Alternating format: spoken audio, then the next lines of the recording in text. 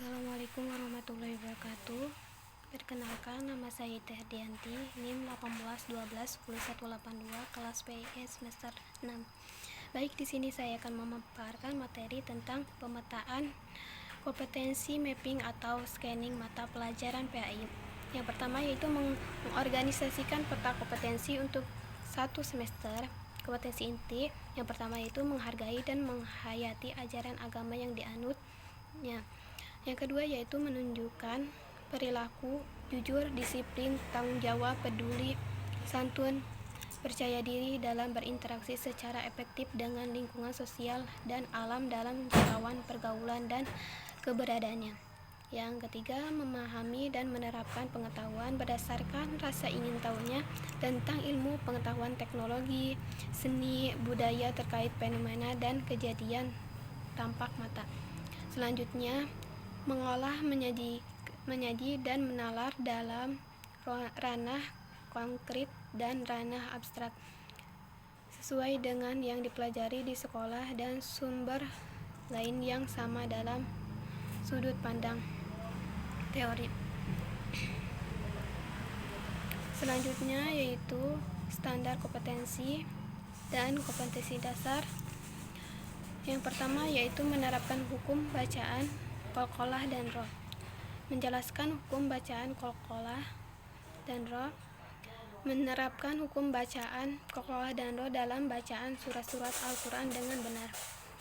Yang kedua yaitu meningkatkan keimanan kepada kitab-kitab Allah. Menjelaskan pengertian beriman kepada kitab-kitab Allah. Menyebutkan nama-nama kitab-kitab Allah yang diturunkan kepada para rasul. Yang selanjutnya menampilkan sikap cinta Al-Quran sebagai kitab Allah. Yang selanjutnya membiasakan perilaku terpuji, menjelaskan pengertian juhud dan tawakal. Selanjutnya menampilkan contoh perilaku juhud dan tawakal. Selanjutnya membiasakan perilaku juhud dan tawakal dalam kehidupan sehari-hari.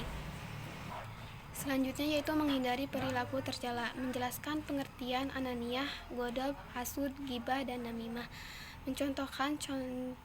menyebutkan contoh-contoh perilaku ananiyah, godob, hasud, gibah, dan namimah, menghindari perilaku ananiyah, godob, dan hasud, gibah, dan namimah dalam kehidupan sehari-hari. Selanjutnya yaitu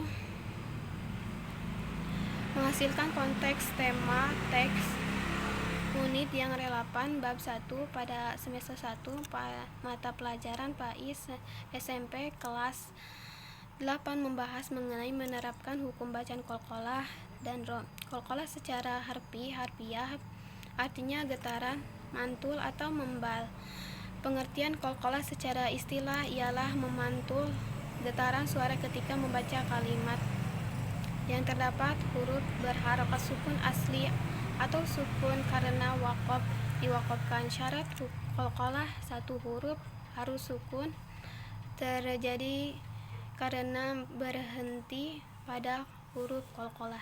Huruf qalqalah ada 5 yaitu qaf, ta, ba, jim, dal. Sedangkan hukum roh, bacaan roh terbagi 3 macam yaitu 1. Roh tafhim artinya tebal, roh tarkik artinya tipis. Yang ketiga itu roh tafhim atau tarkik. Bab kedua pada semester 1 mata pelajaran PAI SMP kelas 8 membahas mengenai meningkatkan keimanan kepada kitab-kitab Allah, yaitu mempercayai dan meyakini dengan sepenuh hati bahwa Allah menurunkan wahyu berupa kitab kepada para rasul untuk dijadikan pedoman hidup umatnya. Ketiga, kitab yaitu kumpulan wahyu Allah yang berbentuk buku. Kitab-kitab Allah dan Rasul penerima kitab-kitab yang diturunkan Allah kepada Rasul ada 4 yaitu kitab Zabur, kitab Taurat, kitab Injil, kitab Al-Quran. Bab ketiga yaitu pada semester 1 mata pelajaran PAI SMP kelas 8 membahas mengenai membiasakan perilaku terpuji, yaitu adil, ridho, dan amal soleh. Juhud adalah secara harfiah berarti tidak menginginkan suatu dan meninggalkannya. Adapun menurut istilah, juhud berarti bersifat materi, meninggalkan yang disayangi dengan mengharap dan menginginkan sesuatu wujud yang lebih baik dan bersifat spiritual dan kebahagiaan akhirat. Sedangkan tawakal adalah berserah diri kepada Allah setelah berikhtiar secara bersungguh-sungguh dengan kemampuan yang dimilikinya. Menampilkan contoh perilaku juhud. Tawakal membiasakan juhud dapat dilakukan dengan mengamalkan perilaku sebagai berikut. 1. Tidak membeli barang-barang yang tidak diperlukan. Tidak makan dan minum secara berlebihan. Tidak habiskan waktu untuk bermain. Membiasakan pola hidup sederhana. Contoh pembiasaan dapat dilakukan sebagai berikut. 1. Belajar dengan tekun sebelum ulangan dan berdoa kepada Allah Subhanahu wa taala serta menyerahkan hasilnya kepada Allah Subhanahu wa taala.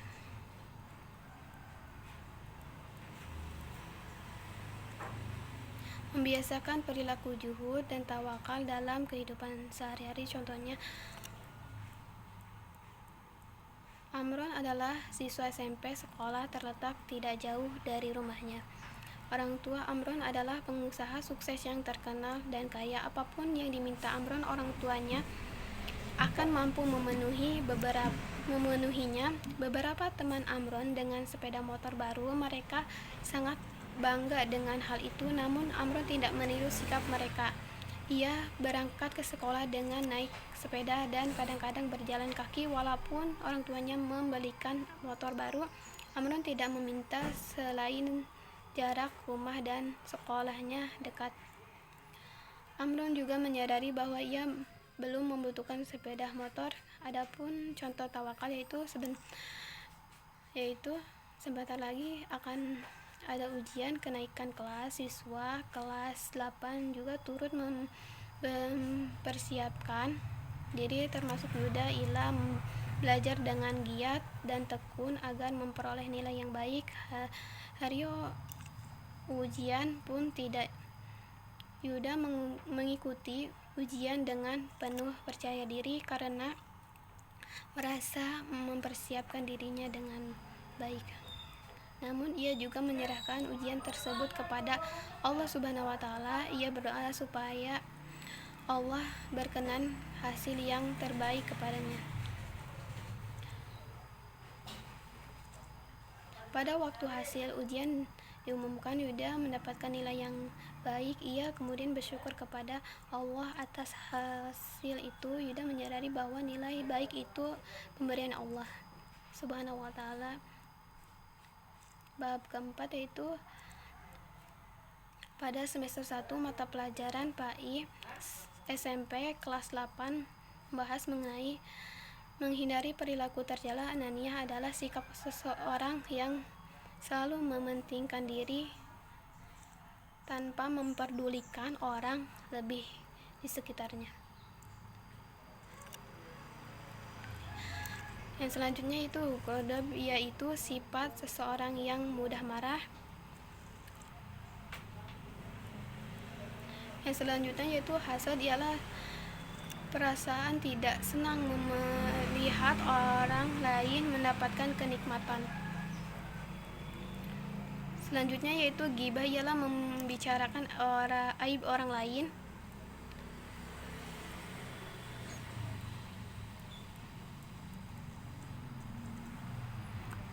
Selanjutnya yaitu namimah, artinya adu domba, yaitu usaha untuk membuat orang lain saling bermusuhan.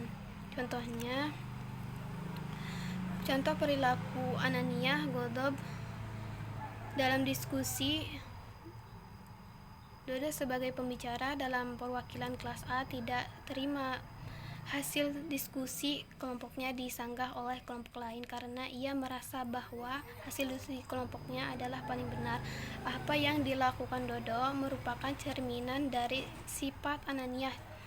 Contoh perbuatan Godot dalam pertandingan sepak bola antara kesebelasan peserta dengan persatu terjadi perkelahian antara pemain. Hal ini disebabkan karena Ahmad, salah satu pemain dari Perseba, tanpa sengaja menjatuhkan Aditya, pemain dari Persatu. Ahmad sudah meminta maaf kepada Aditya, tetapi permintaan maaf Ahmad dibalas dengan pukulan ke wajah Ahmad oleh Aditya. Hal inilah yang menjadi penyebab terjadinya perkelahian di antara pemain. Contoh perbuatan hasud yaitu Amir berangkat ke sekolah dengan sepatu barunya. Melihat Amir memiliki sepeda baru, Tony merasa tidak senang. Tony menghampiri sepeda milik Amir dan menghempesi kedua ban sepeda itu ketika Amir meninggalkan sepeda di tempat parkir. Contoh perilaku ghibah, seorang istri menceritakan kebiasaan jelek suaminya kepada tetangga. Contoh perilaku namimah, Didit menyampaikan kepada Ali bahwa Tompi mengatakan kalau Ali itu orang yang suka hutang dan sulit memberikan hutang. Sedangkan kepada Tompi, Didit menyampaikan bahwa Ali suka menceritakan kejelekan Tompi di depan teman-temannya. Menghindari perilaku anania, ghadab, hasad, dan namimah yaitu ghibah dalam kehidupan sehari-hari. Cara menghindarinya, sadar bahwa anania akan berbahaya untuk diri sendiri dan orang lain. Ingat bahwa anania adalah penyakit hati. Tiada seorang pun yang dapat menyembuhkan kecuali dirinya sendiri. Cara menghindari sifat ghadab yaitu mewaspadai bahaya ghadab. Sadarilah bahwa ghadab menjadi sumber mara bahaya. Cara menghindari perilaku ghibah, menyadari tentang bahayanya sifat ghibah, menyadari ghibah adalah perbuatan dosa, menyadari bahwa kita akan menjadi azab yang pedih di dunia dan di akhirat apabila kita menceritakan aib orang lain.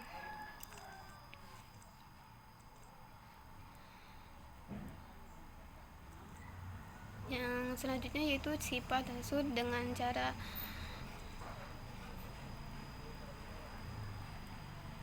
menghindari sifat hasud yaitu menyadari tentang bahaya sifat hasud terhadap amal perbuatan kita, menyadari bahwa keberuntungan masing-masing orang tidak sama, menyukuri atas nikmat yang diterima meskipun tidak sama yang dimiliki orang lain, menyadari bahwa diri kita dibenci orang lain juga tidak merasa senang.